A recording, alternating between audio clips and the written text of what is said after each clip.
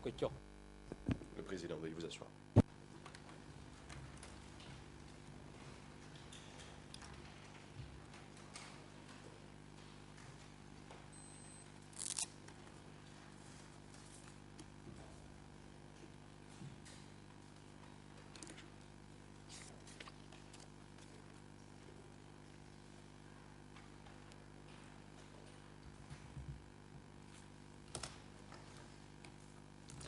Ôngជំរះប្រកាសបន្តកិច្ចដំណើរការនីតិវិធីសមាការហើយ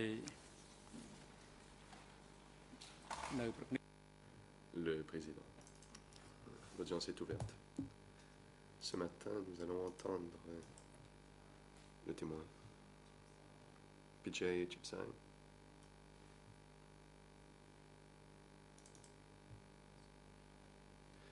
La parole est à la défense.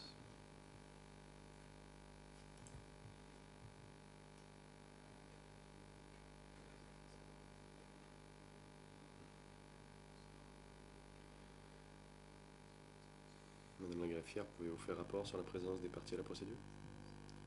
La greffière. Bonjour, Monsieur le Président. Toutes les parties sont présentes à l'exception de l'accusé Nguyen Chia, qui est dans la cellule de détention temporaire pour des raisons de santé. Quant à l'accusé Ying Sari, il est absent et évoque des raisons de santé. Il a remis un document de rénonciation. E237 et E237-1. D'après ces documents, l'accusé renonce à participer directement à l'audience pour la présence de certains témoins et parties civiles, notamment TCW 507 que l'on entend aujourd'hui, tout comme TCCP 82 qui comparaîtra après ce témoin. Le témoin est dans le prétoire. Quant à la partie civile 82, elle est dans la salle d'attente. បាទអរគុណលោក Le président. Merci.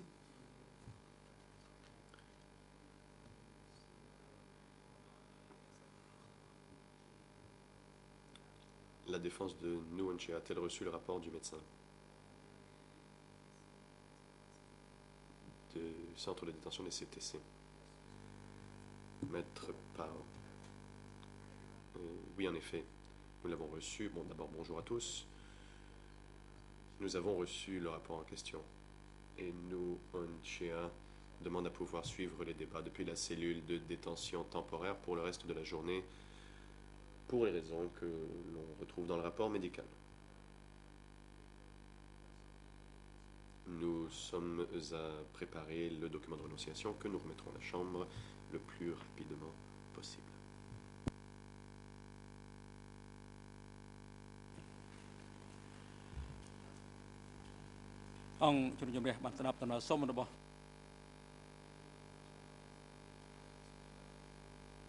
La Chambre est saisie d'une demande de la défense de Nguyen Chia par laquelle l'accusé demande à pouvoir suivre les débats depuis la cellule de détention temporaire du tribunal pour des raisons de santé. Raison explicitée dans le rapport du médecin du centre de détention des CETC.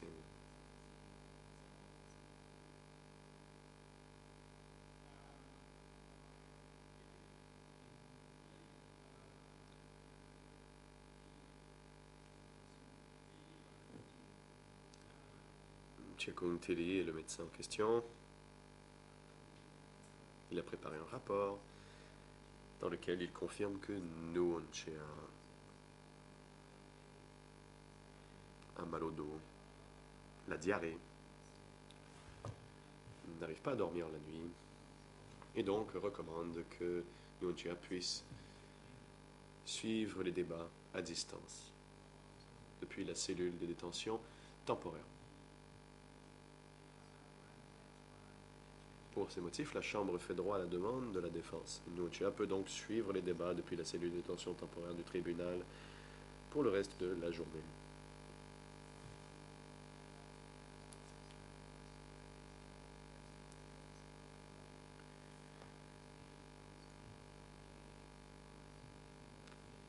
la défense doit remettre le document de renonciation portant la signature et l'empreinte du pouce de l'accusé. ឲ្យផ្នែកសោទស្សន៍ភ្ជាប់ប្រព័ន្ធសោទស្សន៍សម្រាប់ជនជាប់ចោទនួនជាអាចយក Service technique, veuillez assurer le lien audiovisuel entre le prétoire et la cellule de détention temporaire, de sorte à ce que Nuon Chea puisse suivre les débats pour toute la journée.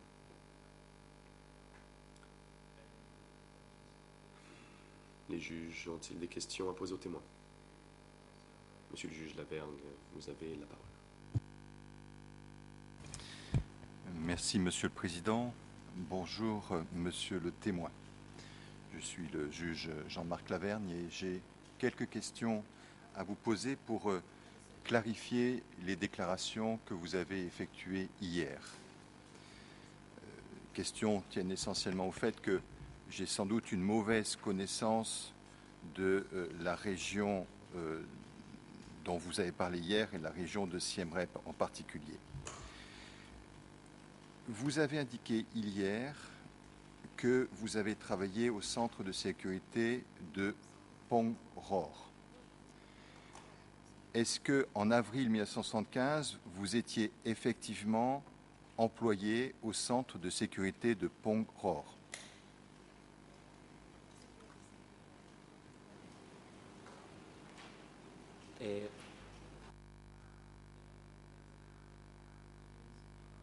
Effectivement, en 1975, j'étais membre du personnel de sécurité à Pongror. Est-ce que ce centre de sécurité est bien situé dans le district de Chi Krang?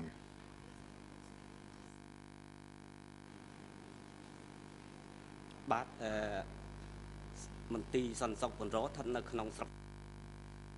centre de sécurité de Pongror est le district de Chi Krang, en effet. Et le district de Chi Krang lui-même faisait partie du secteur de Siem Reap au Dar Manchei. Est-ce exact?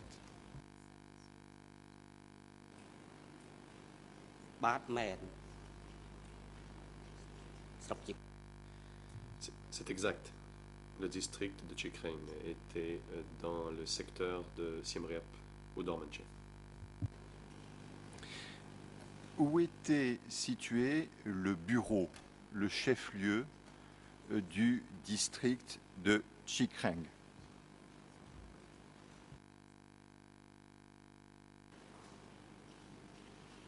Et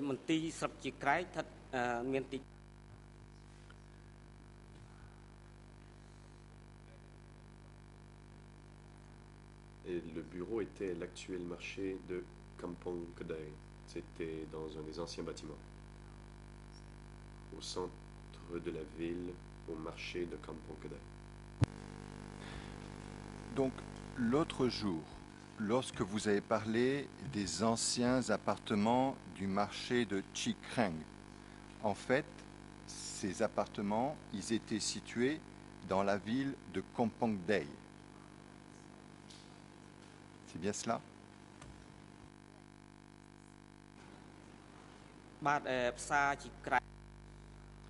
Oui, le marché de Chi Krang est et c'est la même chose que le marché de Kampong Kedai. Le marché de Chi Krang, c'est la même chose que le marché de Kampong Kedai. La ville de Kampong Dei est située à peu près 60 km de Siem Reap et elle est sur la route nationale 6. Est-ce que c'est bien de la même ville dont on parle?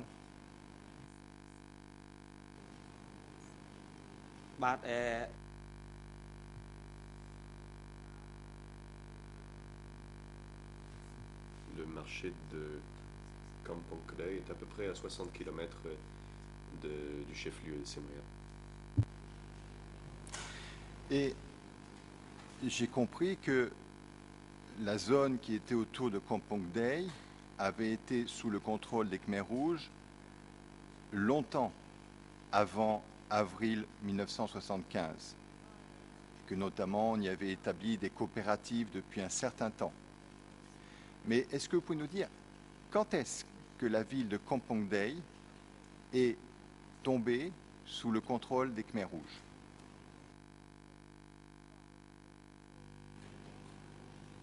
បាទកំពង់ក្តី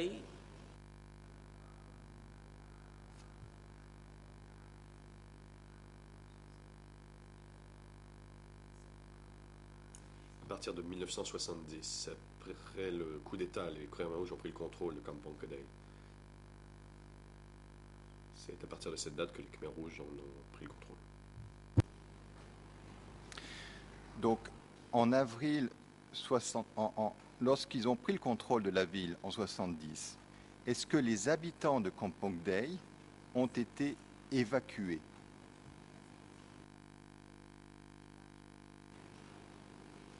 Euh, ប្រជាជននៅកំពង់ក្តីគឺវាជាលៀស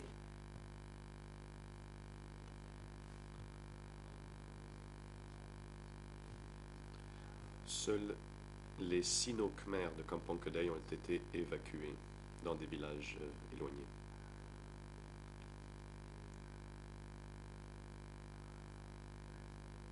Ils ont été transférés à 30 ou 40 kilomètres de là, du marché de Kampong Kedai.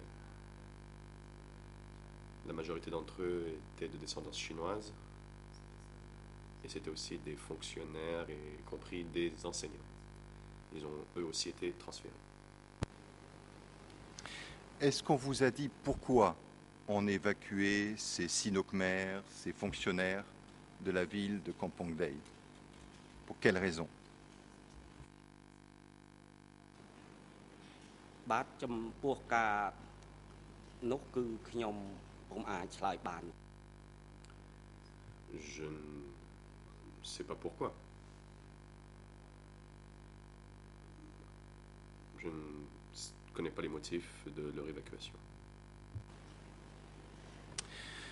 Vous nous avez parlé hier aussi de soldats et anciens fonctionnaires de la République de Lon Nol qui avaient été placés dans des appartements autour du marché de Chikreng. Et on doit comprendre maintenant qu'il s'agit du marché de la ville de Kampong Day.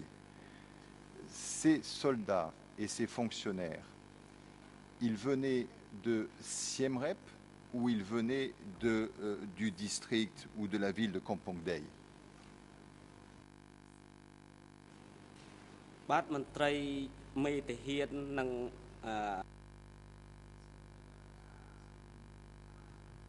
Les fonctionnaires et les hauts gradés militaires et certains des dirigeants provinciaux sont venus de Siem Reap, pas de Kampong Kedai. Donc j'ai compris hier que ce sont des informations que vous avez obtenues d'autres témoins.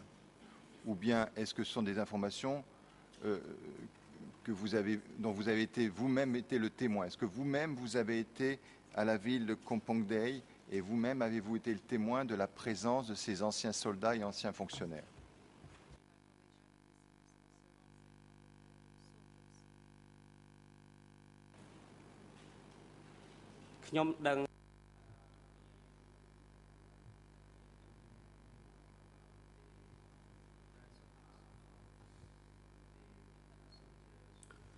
J'étais au courant de la présence de soldats qui avaient été évacués de Siem Reap.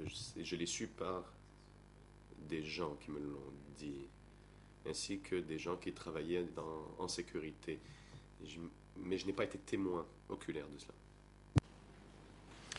Et est-ce que l'on vous a dit pourquoi on avait évacué ces soldats et fonctionnaires de Siem Reap jusqu'à Kampong Day, qui est situé, somme toute, à 60 km de cette ville?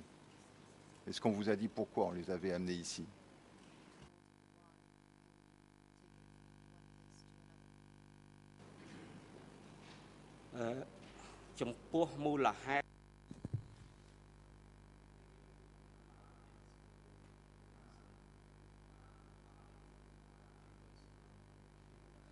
Les motifs n'étaient pas clairs. Je l'ai su par Ouidir. et par des gens qui travaillaient au centre de sécurité. On leur a dit que c'était des traîtres à la Révolution, et c'est pourquoi ils avaient été transférés pour être rééduqués au marché de Kampong Kedai. C'est tout ce que je savais à l'époque. Est-ce que vous avez été à Siem Reap, vous personnellement, pendant cette période du Kampuchea démocratique, ou bien est-ce que vous avez entendu parler du sort de la population civile de Siem Reap? Est-ce que cette population a été contrainte de quitter la ville?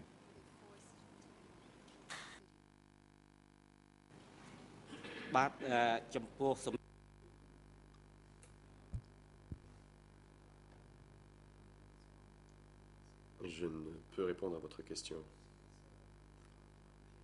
car ce n'était pas clair pour moi.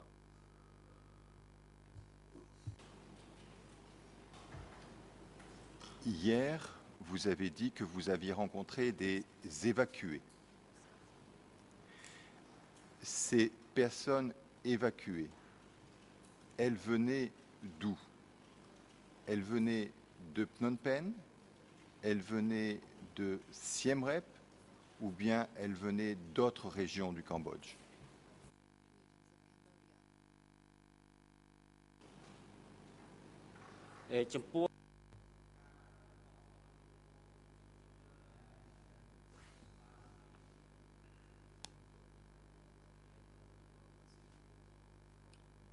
J'ai entendu parler que des gens avaient été évacués de Siem Reap et de Phnom Penh.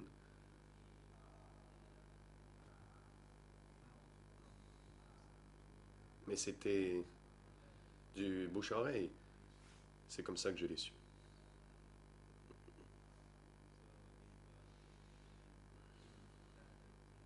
Donc c'était des renseignements que j'ai obtenus de façon indirecte. On me l'a dit. Vous, personnellement, monsieur le témoin, avez-vous rencontré des personnes évacuées? Et avez-vous discuté avec elles?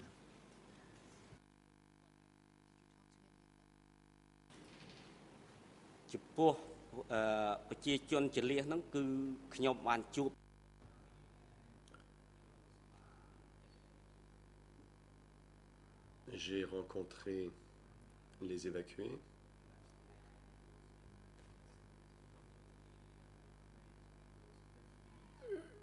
Quand j'ai quitté les Khmers rouges en 1970, je les ai rencontrés. Mais je ne saurais vous dire combien j'en ai rencontré. Il y en avait plusieurs, mais je ne me souviens pas du nombre exact. Je vais me permettre de vous poser une question pour clarifier les choses, parce que j'ai peur que nous ayons un problème de traduction. Vous avez dit que vous avez rencontré ces personnes en 1970. En tous les cas, c'est ce que j'ai entendu. Est-ce que c'est bien cette date-là ou est-ce que c'est plus tard? Parce que vous avez dit aussi que c'était quand vous aviez quitté les Khmers rouges. Alors, quand avez-vous rencontré ces personnes évacuées?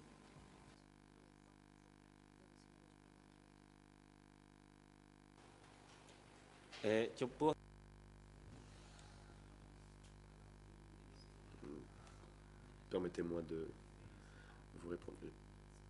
Je les ai rencontrés après 1975. Ce n'était pas en 1970. En 1970, il n'y avait pas encore eu d'évacuation. L'évacuation a eu lieu après 1975.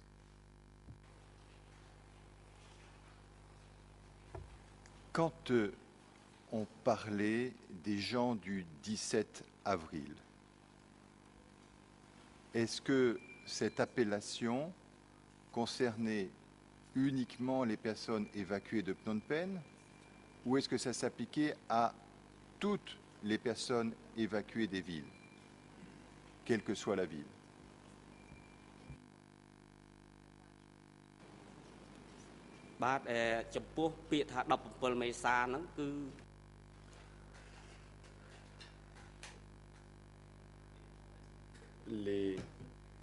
Les 17 avril, cela désignait tous ceux qui avaient été évacués partout au pays. C'était pas réservé à une simple province ou un certain groupe spécifique, mais c'était réservé à tout le monde. Laissez-moi donc répéter. Les Khmers rouges ont dit que les 17 avril, c'était tous les évacués. C'est comme ça qu'ils les appelaient. Alors, cette population évacuée a été évacuée une première fois. Est-ce que vous savez si dans votre district, il y a eu d'autres évacuations, d'autres mouvements de population? Est-ce que vous savez si les gens qui sont arrivés par exemple de Phnom Penh ont été contraints de se déplacer et d'aller plus loin une autre fois? Ou est-ce qu'il y a eu d'autres mouvements dont vous êtes au courant?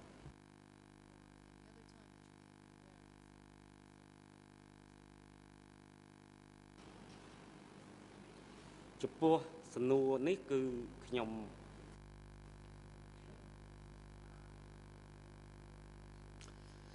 Je ne peux vous donner une réponse précise.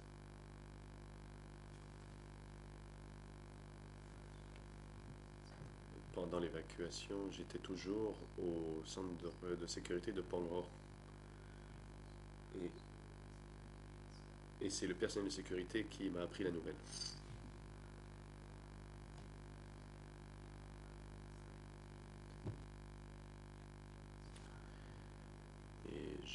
En 1970, il n'y avait pas encore de 17 avril. Seuls les Sino-Khmer avaient été évacués du marché et des villes provinciales vers les zones plus reculées. Par la suite, des gens de Siem Reap ont été évacués en région et c'est les seuls renseignements que j'ai obtenus. En avril 1975, au moment de la victoire des Khmers rouges, quelle était la situation sur le plan alimentaire dans votre secteur? Est-ce qu'il y avait déjà, ou est-ce qu'il y avait, tout simplement, est-ce qu'il y avait des problèmes alimentaires?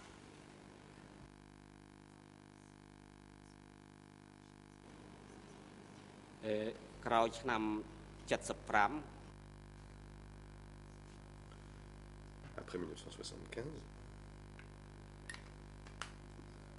les rations alimentaires étaient difficiles dans le district.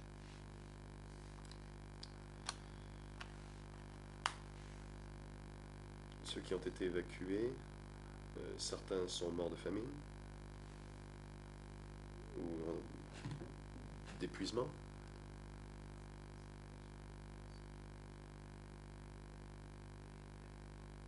La situation était très difficile et terrible en fait, en raison du manque de nourriture. Et cette situation, monsieur le témoin, c'est quelque chose dont vous avez été personnellement témoin, quelque chose que vous avez vu, ou ce sont des choses qu'on vous a rapportées?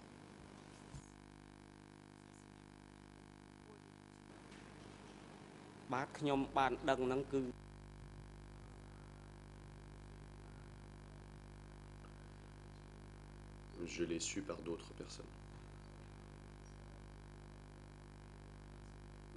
Je ne pouvais m'en rendre compte par moi-même à l'époque,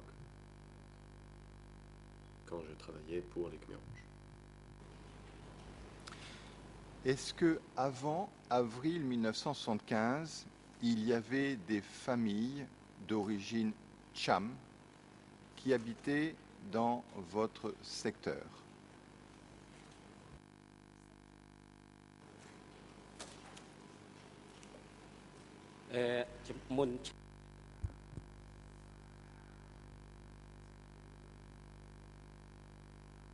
Avant 1975, je ne connaissais pas de choses relatives à des familles Cham. Je l'ai su après 1975. Et qu'est-ce que vous avez su après avril 1975?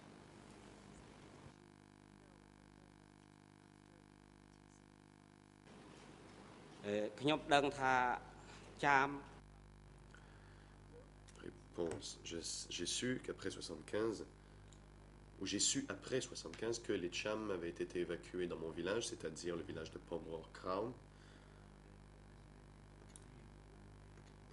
Et ils devaient vivre parmi les maisons des villageois locaux. On leur a forcé à manger du porc. Et pour survivre, ils devaient obéir aux ordres. Ils devaient faire ce qu'on leur demandait de faire.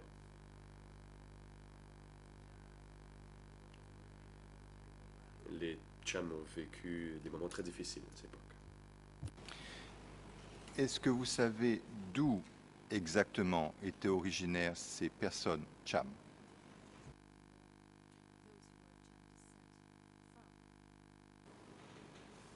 Bát ខ្ញុំចំពោះការដឹងថាចេញពីកន្លែងណាហ្នឹង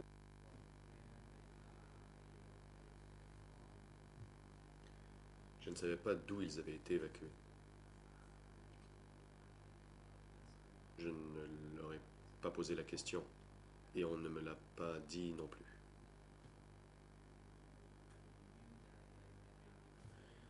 Tout ce que je savais, c'est qu'ils ont été évacués pour vivre parmi les Khmers dans mon village. Est-ce que vous avez été le témoin de d'autres discriminations à l'égard de certaines catégories de population? Et si oui, lesquelles?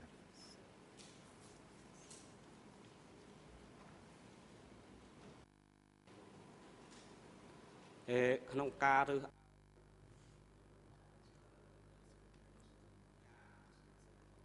Eh bien, pour ce qui est de la discrimination contre les Cham ou les 17 avril ou les fonctionnaires de l'Ancien Régime qui avaient été évacués, à ce sujet, donc, j'ai vu qu'on les a forcés à faire du travail manuel, creuser des canaux, faire de l'agriculture, ériger des barrages. On leur a donné des tâches difficiles.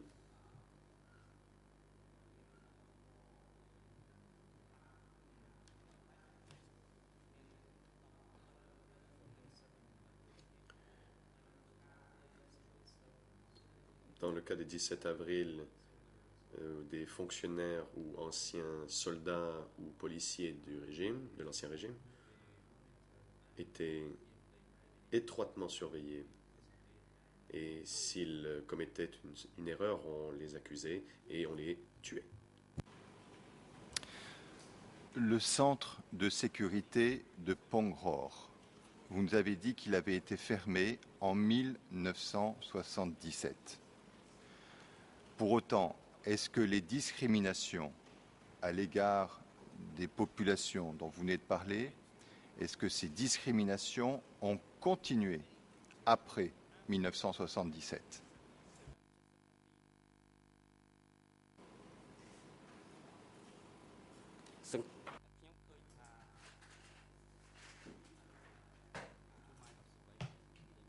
D'après mes observations, cette discrimination existait encore.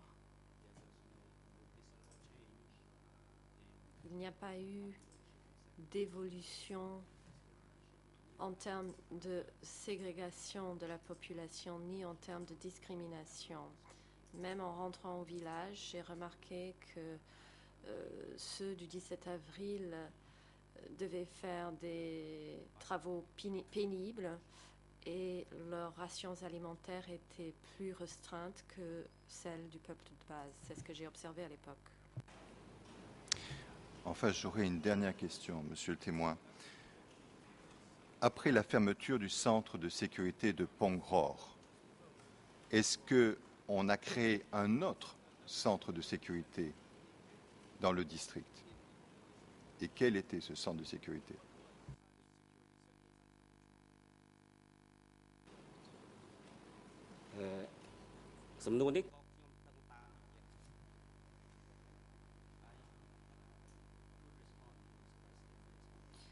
Je peux répondre à cette question sur la base des informations que j'ai reçues des villageois.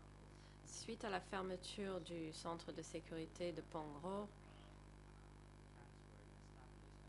ceci a été transféré à Kampong Gray. Je n'étais pas au courant des détails de ce nouveau bureau de sécurité, mais des gens m'ont dit que ce bureau de sécurité avait été déplacé à la pagode de Kampong Gray. Je vous remercie, monsieur le témoin, pour toutes ces précisions que vous avez bien voulu apporter. Et je n'ai pas d'autres questions à poser au témoin. អរគុណជាបន្តខ្ញុំសូមផ្ដល់ Le président, merci. La parole est maintenant à l'équipe de défense de monsieur Nunchea. Vous avez la parole.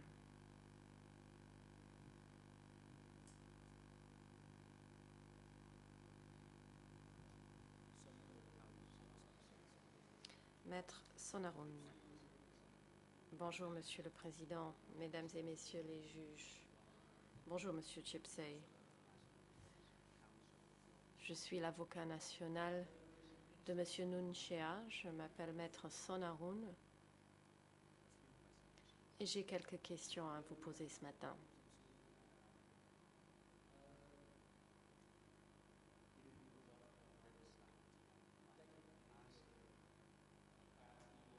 Pour commencer,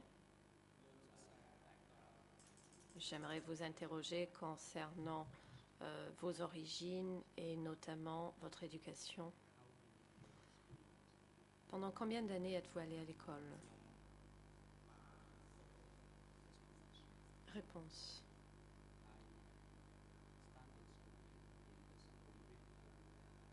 Je suis allée à l'école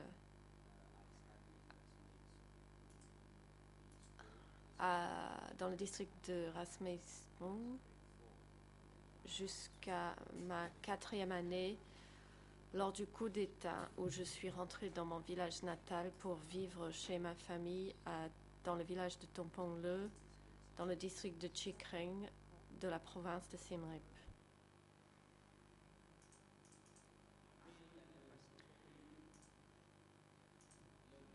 Question. Lorsque vous avez arrêté vos études, vous avez rallié les forces de la Révolution en 1972. Est-ce que j'ai bien compris? Réponse. Oui, c'est exact.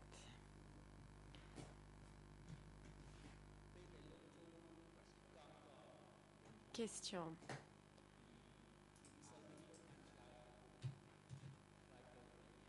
Lorsque vous avez rejoint les forces armées, hier, en répondant à des questions de l'accusation et des parties civiles, vous avez dit avoir rejoint les forces de libération des Khmers rouges à Tangkok.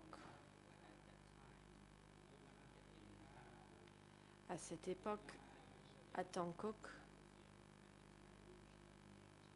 il y avait des batailles féroces où les troupes des Khmers rouges étaient présentes. Mais ensuite, vous vous êtes enfui de ces forces armées pour rentrer dans votre ville natale. C'est bien cela? Réponse. Oui, c'est cela.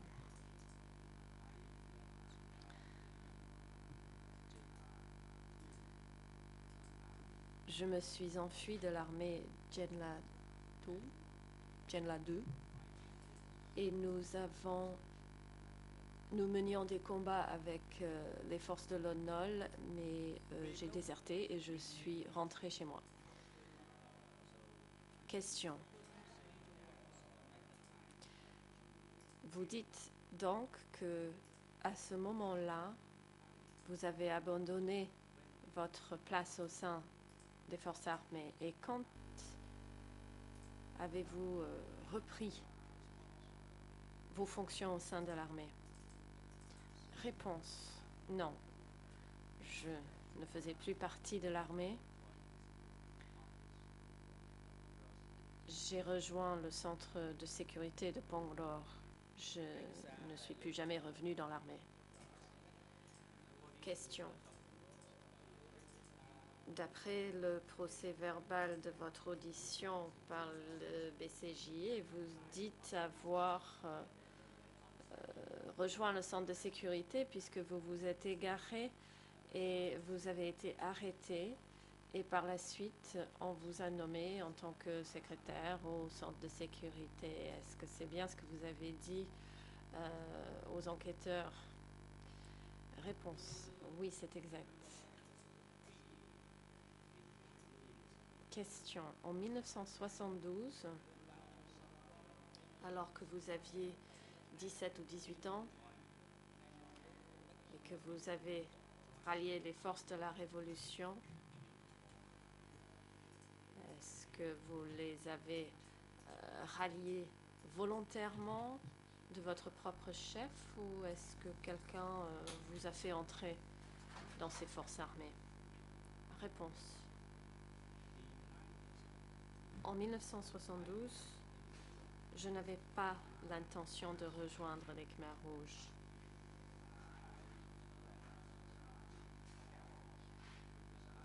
J'étais partie de chez mes parents parce que je souhaitais poursuivre mes études dans la ville de Siem Reap. Mais malheureusement, je n'ai pas pu continuer mes études. Je suis partie à la recherche de mes grands-parents à Koh Prong. Et quand je suis arrivée à Tam Krasang, c'est-à-dire à peu près à mi-chemin en route pour mes grands-parents, des soldats des Khmers rouges m'ont accusé d'être un agent clandestin. Ils m'ont arrêté et placé en détention près de la montagne de Samduk. Plus tard, ils m'ont fait entrer dans les forces révolutionnaires, mais ce n'était pas volontaire de ma part de rejoindre les forces des Khmers rouges. Question. Merci.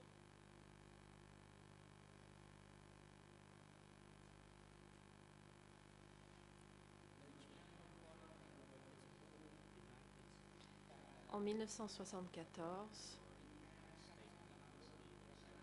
d'après ce que vous avez dit au bureau des co-juges d'instruction, vous avez dit que beaucoup de personnes ont été tuées pour avoir été accusées de banditisme et cela comprenait également des femmes et des enfants. J'aimerais savoir si vous avez été témoin de l'assassinat de ces femmes et de ces enfants ou si vous en avez simplement entendu parler.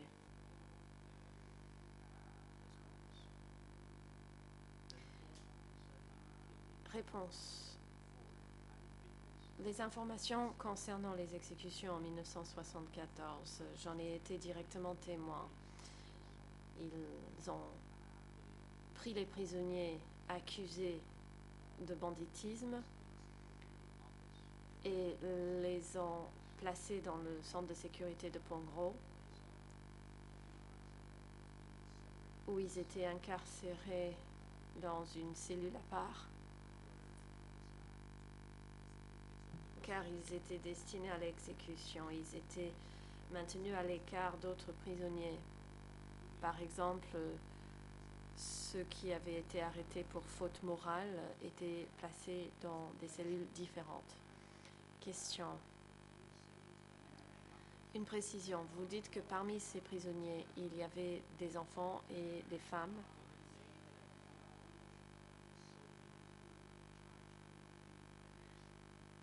Est-ce que c'était les soldats des Khmers rouges qui les ont accusés de banditisme? Réponse. Oui. C'était les soldats des Khmers rouges qui les accusaient d'être des bandits et ils en ont informé le centre de sécurité de Pongror en disant que ces personnes s'étaient réfugiées dans la forêt et que parfois ils entraient dans les villages pour voler de la nourriture. Puisqu'ils se sont réfugiés dans les forêts et les soldats des Khmers rouges les ont accusés de banditisme.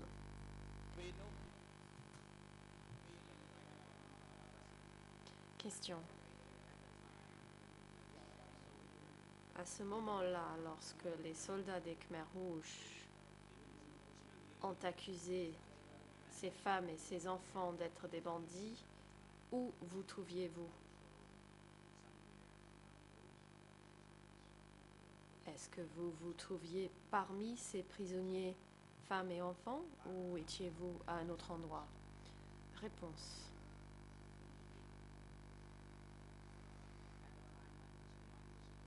À cette époque, je faisais partie des officiers de sécurité et les prisonniers étaient incarcérés au bureau de sécurité de Pongror. Ils étaient enchaînés et l'on a dit que ces prisonniers devaient être placés dans des cellules à part.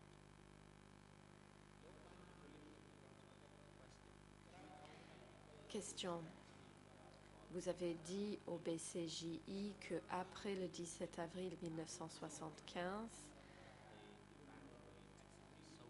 avoir vu d'anciens soldats et fonctionnaires de l'administration de Lon Nol être évacués de Siem Reap et qu'ils étaient hébergés de façon temporaire dans le district de Chi Krang et que ensuite ces personnes ont été emmenées pour être exécutées, mais vous ne saviez pas où ont eu lieu ces exécutions exactement.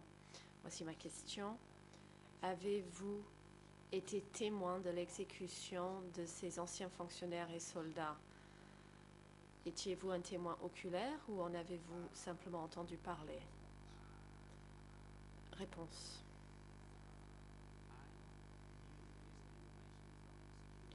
Ce sont des informations que j'ai apprises grâce aux officiers de sécurité du district de Pongror qui étaient en contact avec des soldats. Je ne sais pas si c'était des soldats rattachés au district, mais ces officiers de sécurité m'ont dit avoir rejoint les forces militaires et que ces personnes évacuées de la ville de Siem Reap avaient été exécutées. Personne n'avait été épargné, y compris les femmes et les enfants. Question.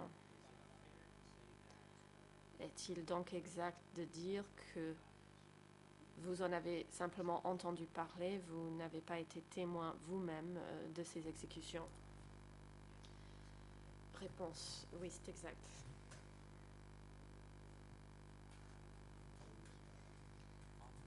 Question.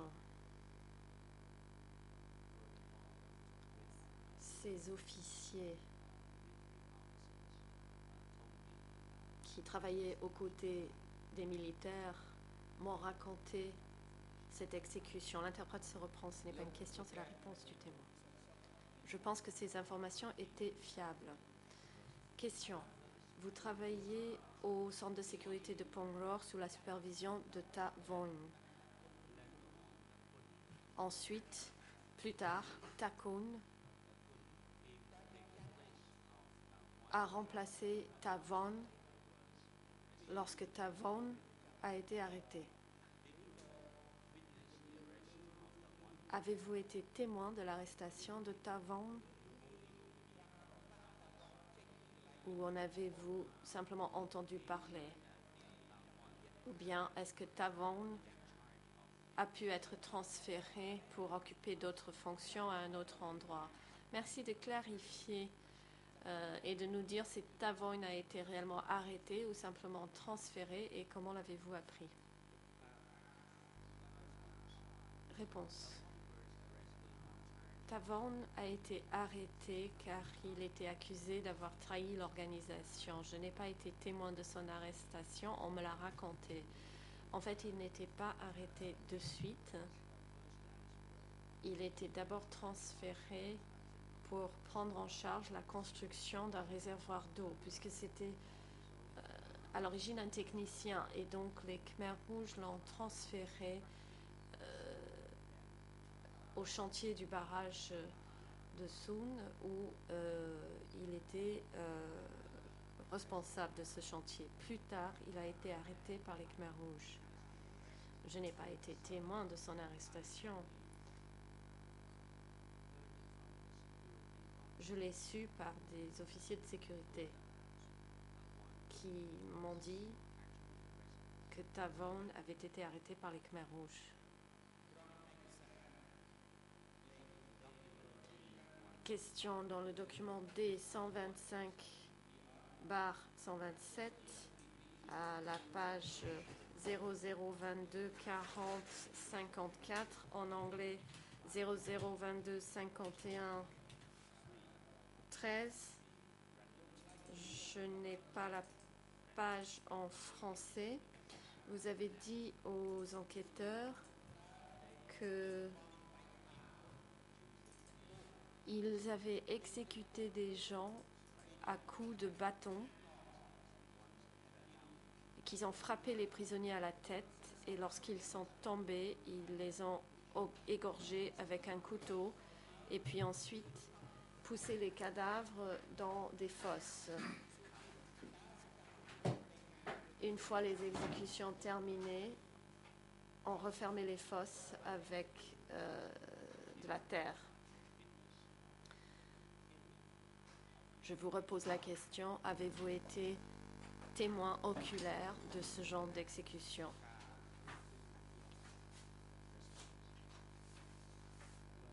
Réponse.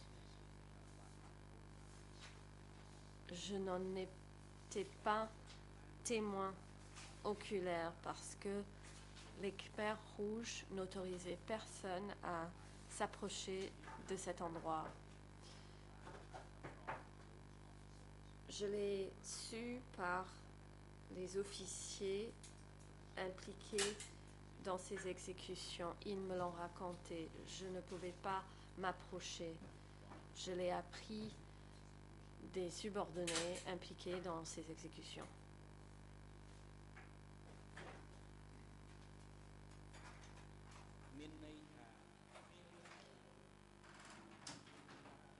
Question. Est-ce que vous nous dites que vous l'avez appris de la part d'autres personnes et ensuite vous l'avez raconté à l'enquêteur du bureau d'éco-juge d'instruction? Que l'on soit clair, donc, vous n'avez pas été témoin oculaire de ces faits, vous en avez simplement entendu parler de la part d'autres personnes.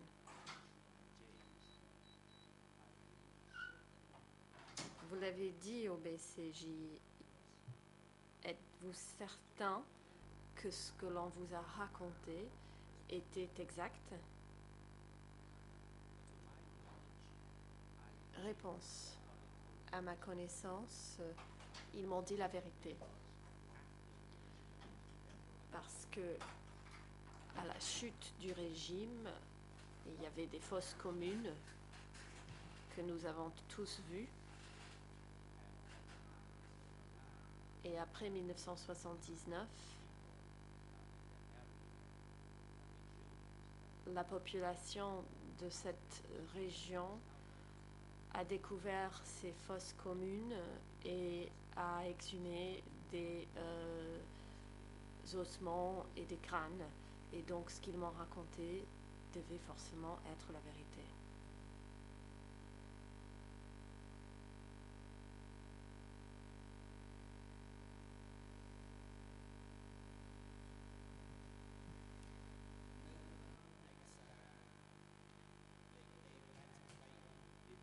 Question. Dans le document D 83 annexe 0012 à la page 0091 28 67 en anglais 0012 41 58 et en français 0077 93 87.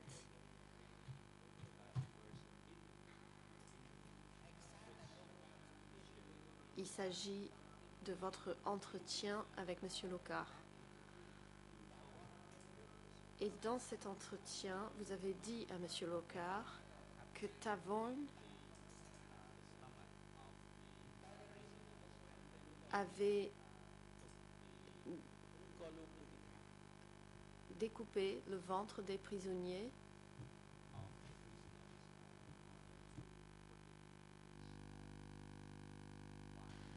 et qu'il a extrait la vésicule du prisonnier pour le placer dans un bocal. Est-ce que vous l'avez vu vous-même ou vous l'a-t-on raconté? Réponse, je l'ai entendu. D'autres personnes me l'ont dit, je ne l'ai pas vu moi-même.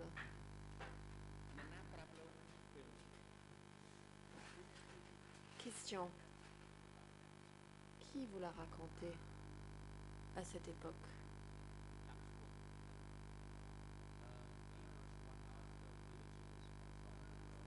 C'était un villageois de Punror qui avait observé Tavan. Tavan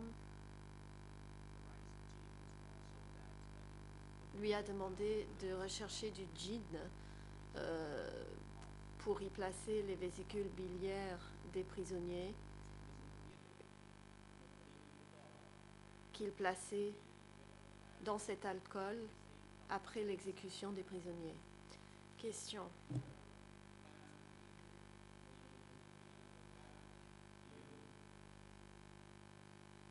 Dans le même document, vous avez dit à Henri Locard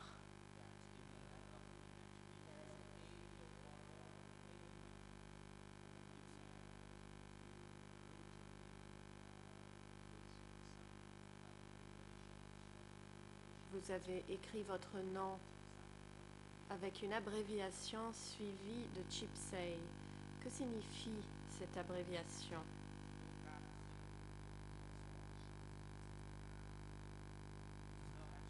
Réponse. Non, je ne savais pas comment Henri Locard écrivait mon nom. C'est lui qui a écrit le texte de cet entretien. Lors de cet entretien, il y avait 2 interprètes. L'entretien s'est passé en français et j'ai dû lui répondre par l'intermédiaire des interprètes. Donc je n'étais pas au courant de la manière dont il a choisi d'écrire mon nom. C'est lui qui a choisi de l'écrire ainsi. Question. Est-ce que vous avez relu ce texte à la fin de l'entretien de Henri Locard? Et est-ce que vous acceptez ce que Henri Locard a écrit concernant votre entretien si vous ne l'avez même pas lu? Et est-ce que cela vous paraît acceptable aujourd'hui? Réponse.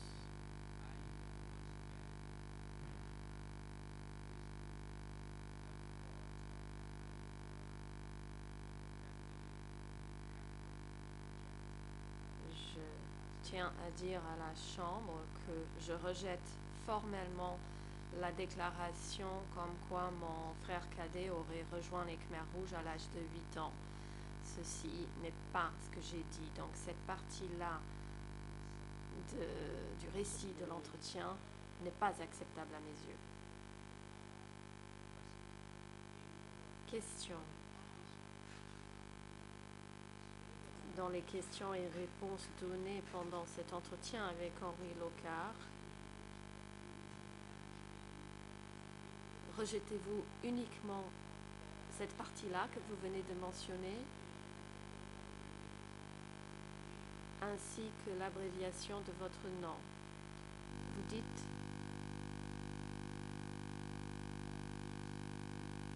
que ce ne sont que ces 2 éléments-là que vous réfutez, ou bien est-ce que vous réfutez l'ensemble du récit de votre entretien? Le Président, témoin, veuillez attendre. L'accusation. Merci, Monsieur le Président.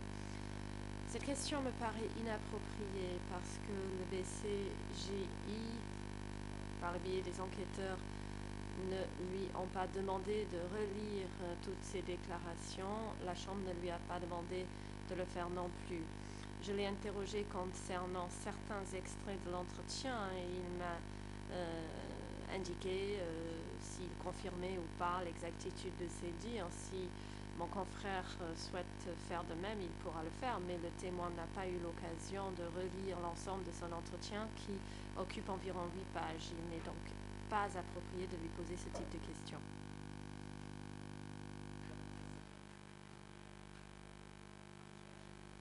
Maître Sonaroun, permettez-moi de répondre à l'objection de l'accusation.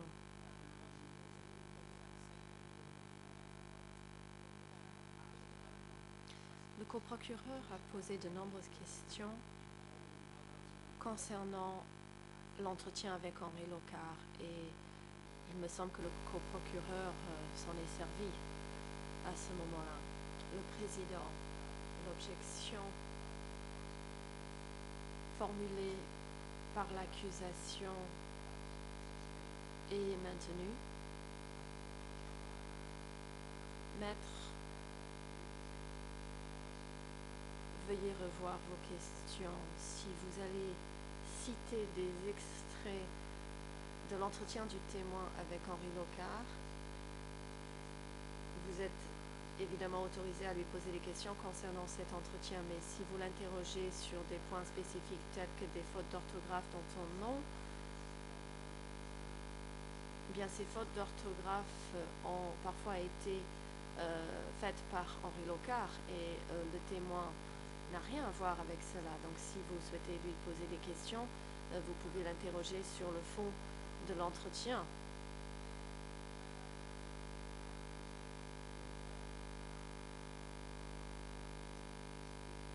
Monsieur Henri Locard a enregistré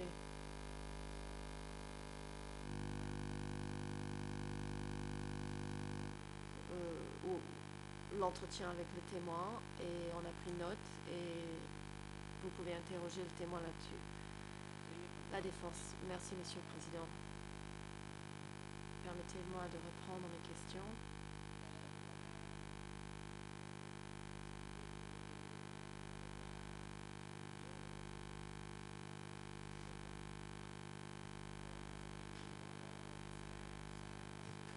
Vous avez eu cet entretien avec Henri Locard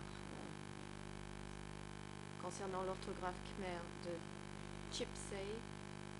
Vous confirmez avoir exécuté 2 prisonniers et avoir battu des détenus pendant les interrogatoires. Est-ce que vous maintenez ces propos?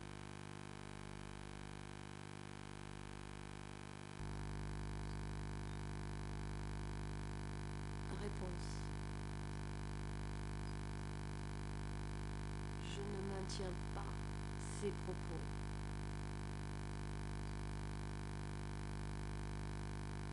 J'ai effectivement frappé des détenus, mais je n'ai jamais tué de prisonniers parce que les Khmers rouges ne me faisaient pas confiance. Et donc, je refute cette déclaration. Question.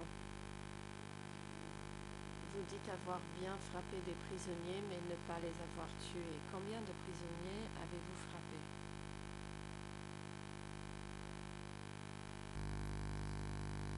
Réponse.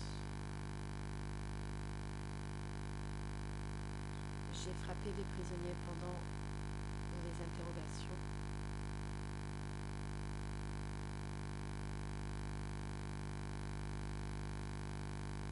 Je ne me rappelle pas combien de prisonniers.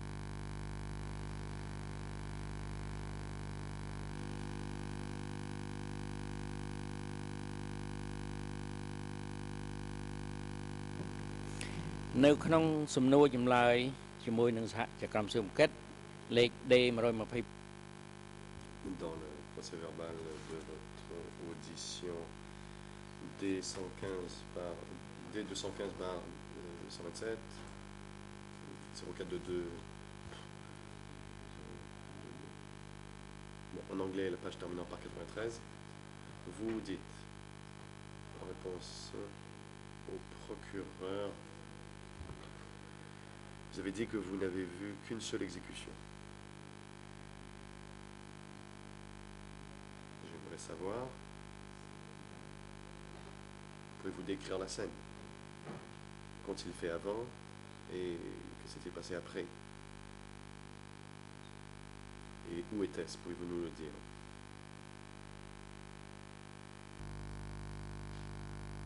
Réponse?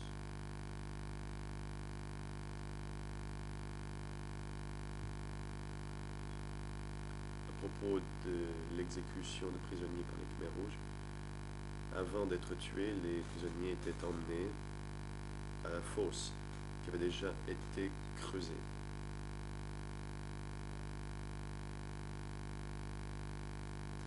Ils n'ont pas été exécutés près du site de détention.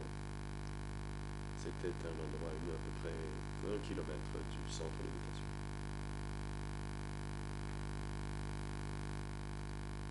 Ils avaient déjà leur matraque là-bas. On a attaché les prisonniers, on leur a mis un bandeau noir sur les yeux. Et à l'arrivée, on leur a dit de s'agenouiller. Puis ils ont utilisé la matraque pour les battre.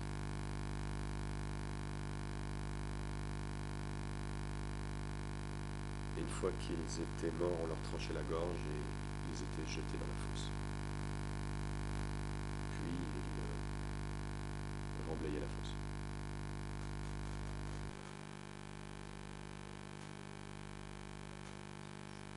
Question.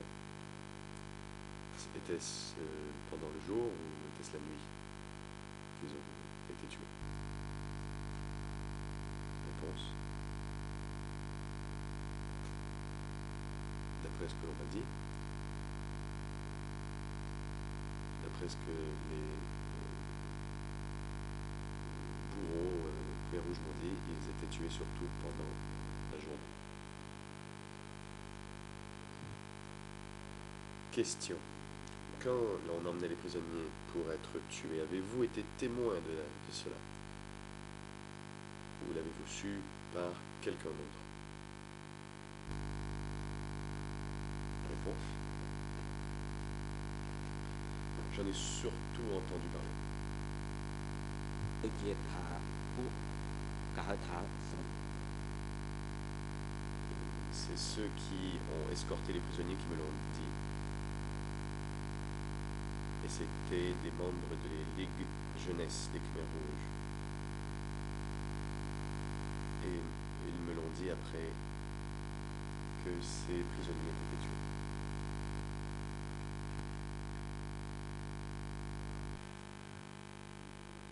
Question.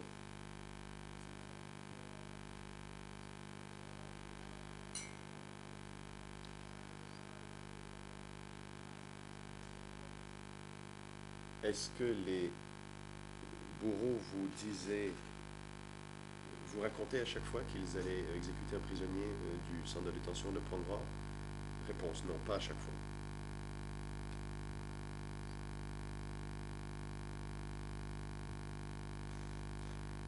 Il leur arrivait de me le dire, et parfois ils parlaient entre eux et j'étais assis à côté. Donc j'ai pu entendre ce qu'ils disaient lorsqu'ils parlaient de ce qu'ils avaient fait.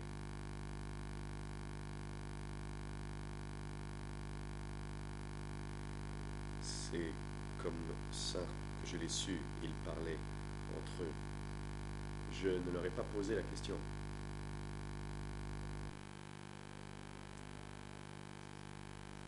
Maître Sonaroun, merci. Je vais vous poser une dernière question. Vous avez travaillé comme commis au centre de sécurité de Pangwa. Pendant combien de temps avez-vous travaillé là? Et qu'avez-vous fait après?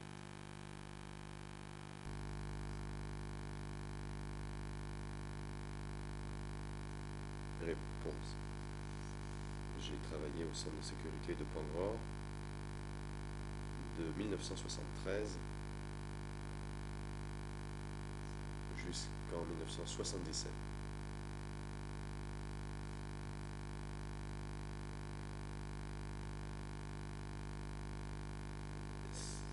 À ce moment-là, des gens étaient accusés d'être des traîtres.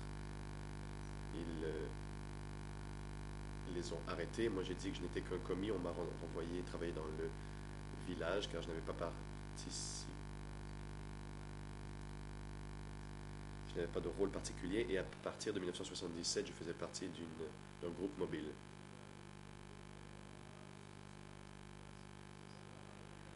Question. Vous avez travaillé pour les Khmers rouges d'abord comme soldat, puis dans un centre de sécurité. Mais en quelle année avez-vous cessé de travailler pour les Khmers rouges? Réponse. En 1977. À partir de cette date, je n'avais plus de rôle au sein des Khmers rouges. Je suis devenu simple villageois dans une coopérative.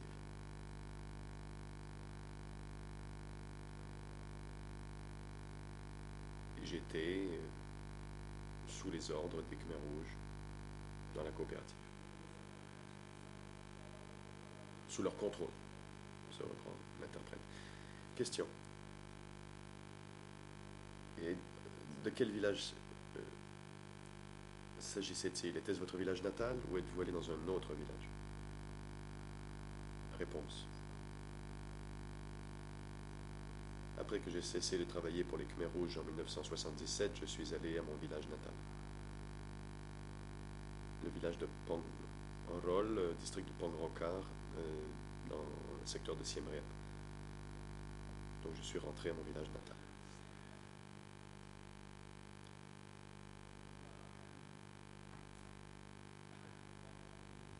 Question.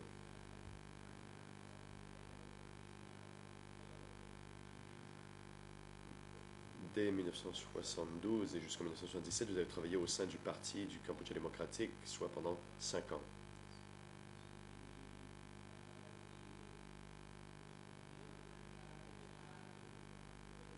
En répondant aux questions de l'accusation et des avocats des partis civils, vous parlez des Khmers rouges, vous dites « ils ». Pourquoi utilisez-vous ce pronom? Vous dites « ils ». Quand vous parlez de ces gens. Réponse. Le mot « il », quand je dis « il », je parle des Khmers rouges. Et c'est ce que je voulais dire. Maître Sonaroun. Merci, Monsieur le Président. Je n'ai pas d'autres questions et j'aimerais laisser la parole à mon confrère.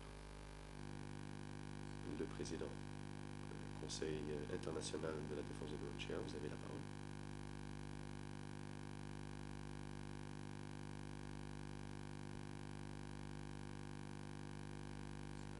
Maître Pao.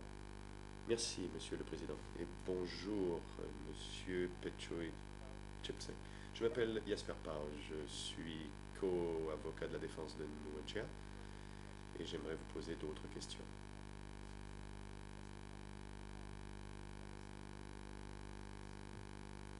À propos des sujets dont vous avez parlé pendant les 2 jours. Je vais parler lentement pour éviter toute confusion. Mais si vous n'avez pas compris une question, je vous prierai de me demander de la répéter ou de préciser. Première question.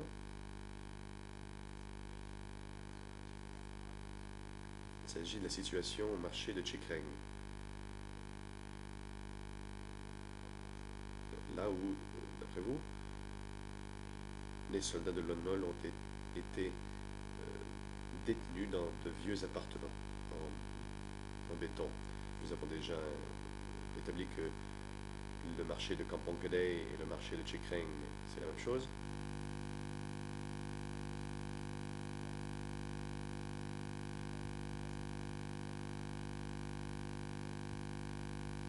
Vous avez dit que des soldats de Lon Nol et d'anciens fonctionnaires du gouvernement de Lon Nol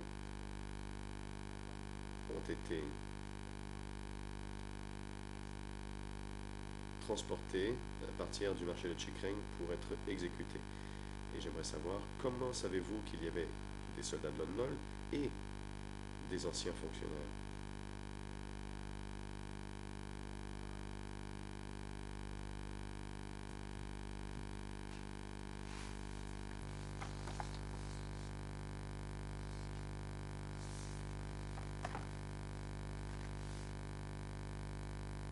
Réponse.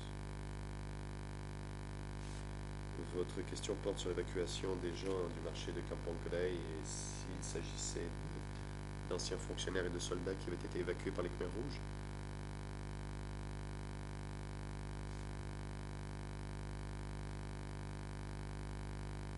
Ce sont les Khmers rouges qui travaillaient au centre de sécurité de Pangror qui me l'ont dit. Je l'ai su aussi car les villageois m'en ont parlé.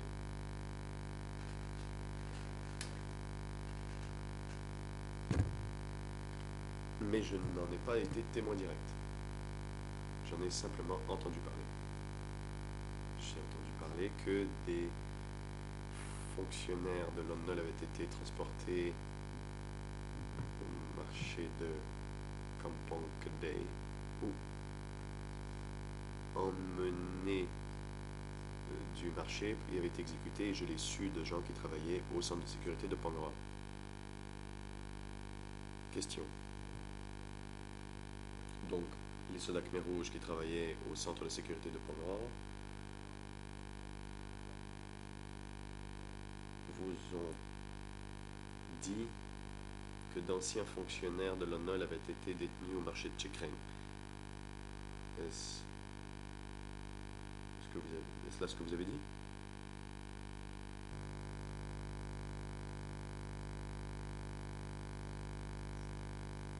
Réponse. Ce que je viens de dire, est exact. Question. Afin d'éviter toute confusion,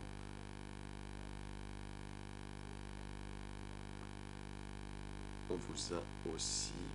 Bon, les villageois vous ont aussi parlé de l'arrestation et de la détention d'anciens fonctionnaires. N'est-ce pas? Réponse. Pouvez-vous répéter votre question, s'il vous plaît?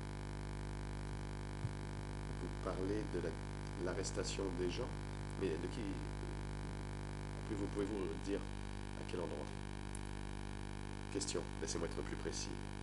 Est-ce que les villageois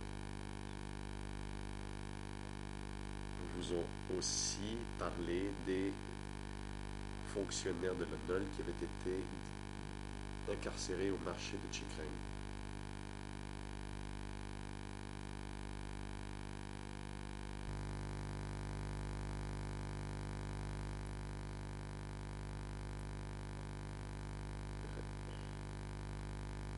Réponse. Les villageois m'en ont aussi parlé. Et ceux qui ont emmené les soldats de l'ONOL, ceux qui travaillaient au centre de sécurité de Pangror, eux aussi m'en ont parlé.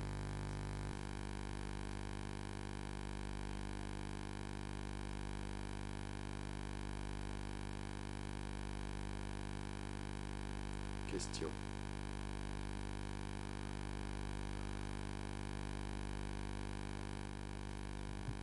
Being detained in the markets at Chikrang and then were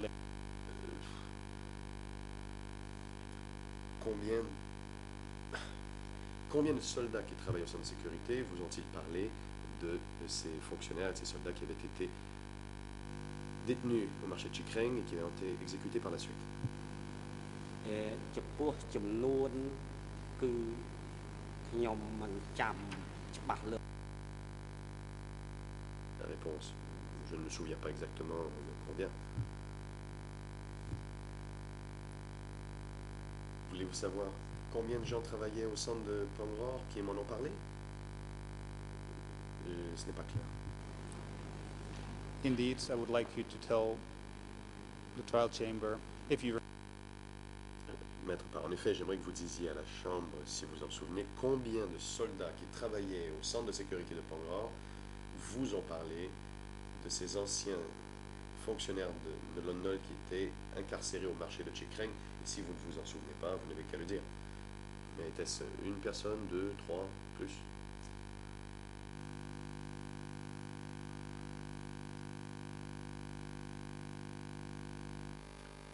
Le président, monsieur le témoin, veuillez attendre, la parole est à l'accusation. Le procureur. Oui. Monsieur le Président, je ne sais pas s'il y a un exprimer sa question, il n'a jamais dit que les gens qui travaillaient au centre de sécurité étaient des soldats. Il faisait une différence entre les soldats et le personnel de sécurité du bureau. Et peut-être est-ce pourquoi le témoin est un peu confus, et c'est pourquoi nous nous posons la question dans la façon avec laquelle elle a été posée. Maître Parr, oui, laissez-moi reformuler ma question car c'était un peu confus. Monsieur le témoin, vous avez dit que des gens qui travaillaient au centre de détention, centre de sécurité de Pangror, vous ont parlé de l'arrestation d'anciens fonctionnaires de London au marché de Chickering. Vous souvenez-vous de combien de ces gens qui travaillaient au centre de sécurité vous ont parlé de l'incarcération de ces anciens fonctionnaires de London?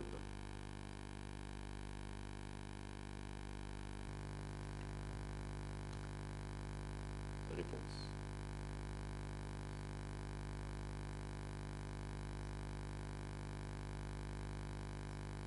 À peu près 3.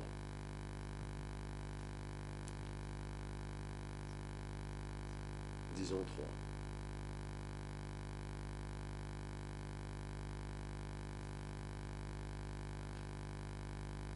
Qui m'ont parlé de cet événement où ils avaient accompagné le soldat Khmer Rouge. Question. Vous souvenez-vous du nom de ces 3 membres du personnel de sécurité du centre de Pangror qui vous en ont parlé?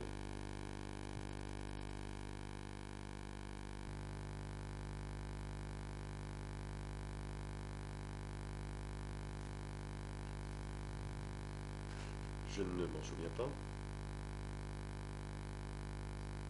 Cela fait très longtemps, comme vous vous en doutez. Je ne peux pas me souvenir de leur nom. Question. Vous avez dit que des villageois vous ont parlé de l'incarcération d'anciens fonctionnaires de London au marché de Chickering. Pouvez-vous nous dire combien de villageois vous en ont parlé?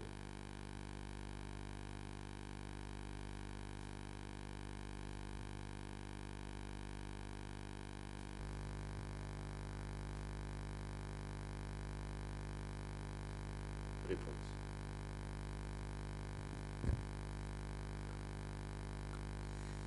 Quant aux villageois qui m'ont parlé des soldats de London, je ne me souviens pas du nombre de villageois. Car je n'ai pas très bonne mémoire. Maître Parr, pourriez-vous donner un chiffre approximatif? Était-ce 2 ou plus?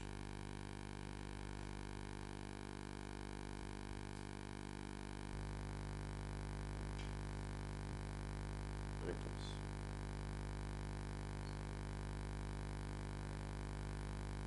Plus que 2. Il y a plusieurs personnes, mais je ne peux vous dire exactement combien. Maître Parr, je suis désolé, j'ai mal entendu les écouteurs. Vous avez dit plus que 2? Vous me corrigerez si je me trompe.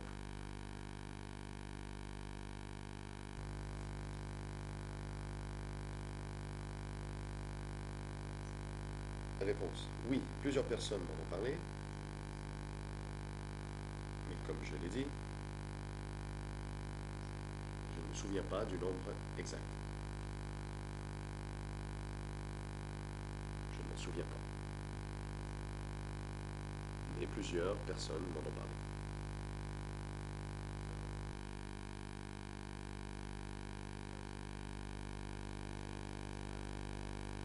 Question. Puis-je donc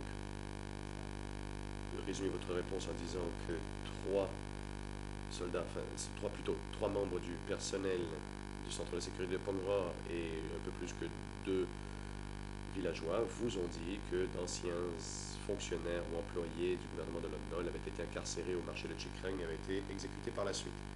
Est-ce là un bon résumé de votre réponse?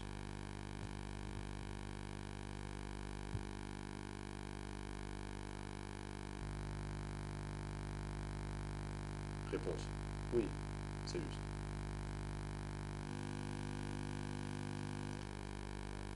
Question. Vous avez parlé de camions.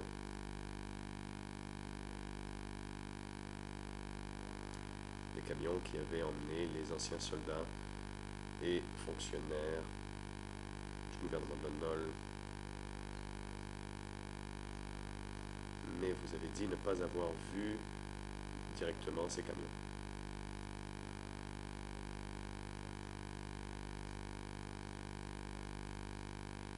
Qui vous a dit que ces personnes avaient été emmenées par camion?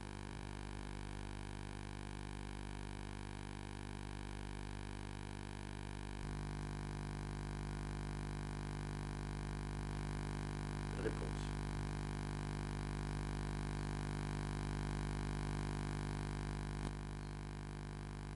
Ce sont les villageois qui m'ont parlé du transport des soldats. Ils m'ont dit que des soldats avaient été emmenés à Komdong Bokak et y avaient été exécutés. C'est ce que les villageois m'ont dit.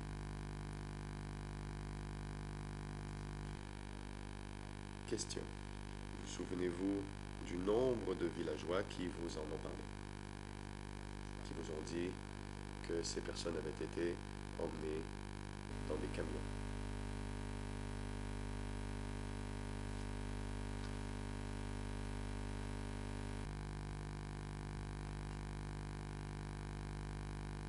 Réponse. Je ne m'en souviens pas.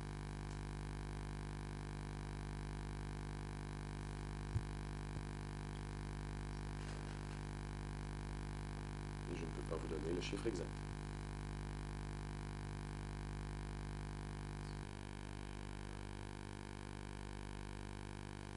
Question.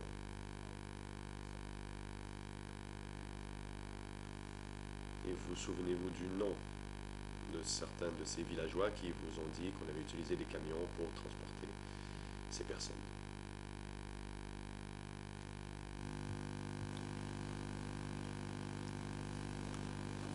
Ô, បើសិនជាឈ្មោះទៀតគឺខ្ញុំរឹតតាមិនចាប់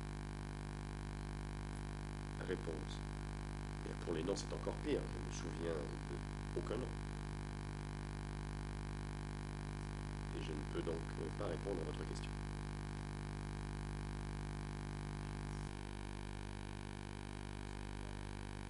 La défense. Et quand vous parlez de villageois, vous parlez de quel village exactement? Est-ce un village en particulier ou différents villages? D'où venaient ces villageois?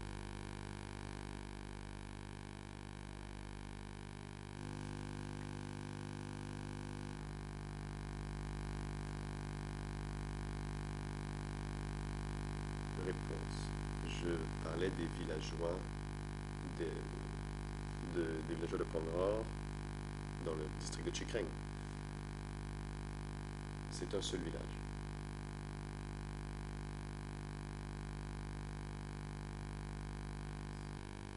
Question.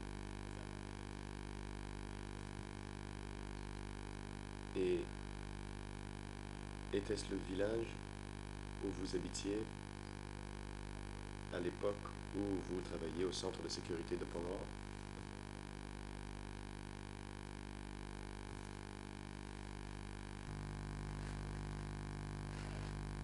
Réponse. Non, ce n'est pas là où j'habitais.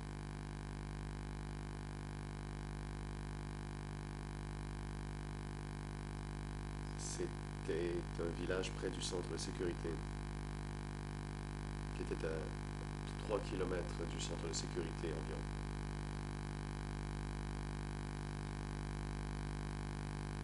Ce n'était pas le village dans lequel j'habitais, même si nous habitions dans la même commune et le même district.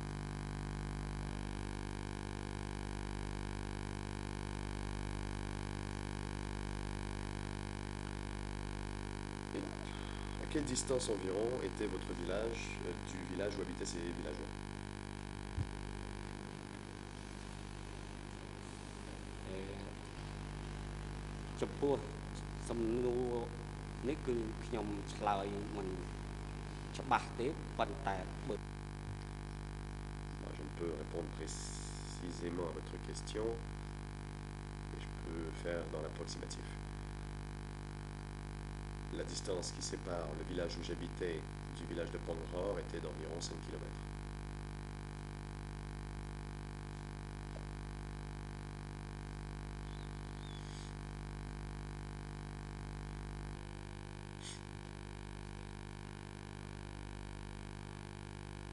Je vais passer à un autre sujet. Vous avez dit que le centre de sécurité a été fermé en 1977. Savez-vous pourquoi?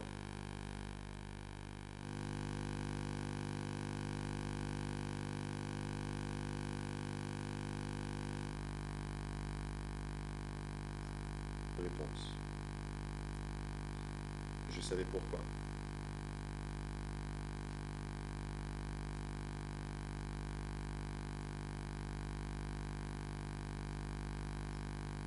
Ceux qui y travaillaient ont été accusés de trahison par les Khmers rouges.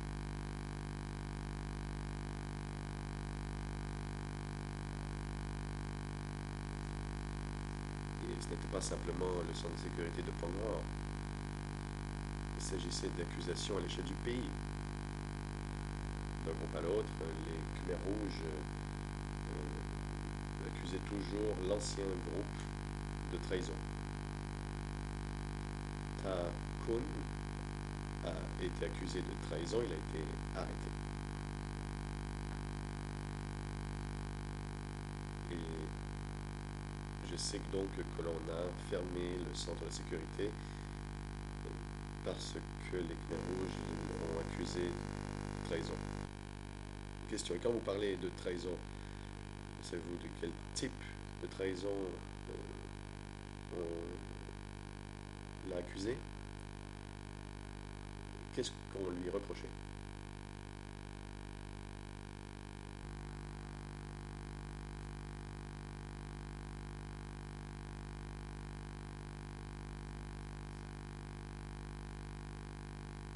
Réponse. Je ne connais pas la nature exacte des accusations.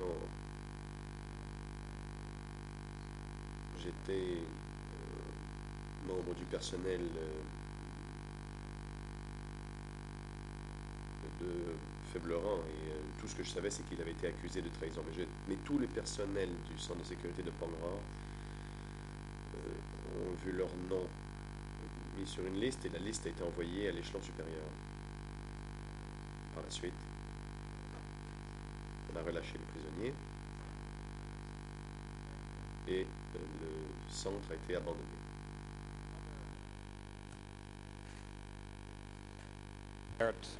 About this period. Question. D'autres témoins ont parlé de cette période et ont dit que Tasok et Tassan ont arrêté Tavon, Takum et Tanit. Ces témoins ont dit que Tasok et Tassan ont ensuite encouragé la population à rechercher et tuer les membres des autorités dans les villages et dans la forêt qui étaient responsables de la famine et ont entraîné la mort. J'aimerais savoir si vous-même vous avez entendu parler de cela ou des responsables des Khmers rouges auraient été poursuivis pour avoir laissé des gens mourir de faim.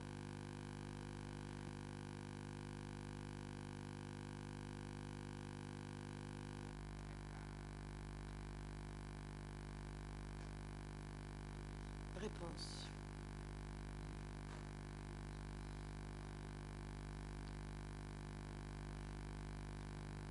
Je n'étais pas au courant de cet incident, pas avec certitude. Cela faisait partie des affaires des Khmers rouges. Le président, merci maître, merci monsieur le témoin. Nous allons faire une pause et suspendre l'audience pour 20 minutes. Nous reprendrons à 11h moins 10. L'huissier d'audience. Veuillez permettre au témoin et à son avocat de se reposer dans la salle d'attente. Ils devront revenir ici à 11h moins 10. L'audience est suspendue.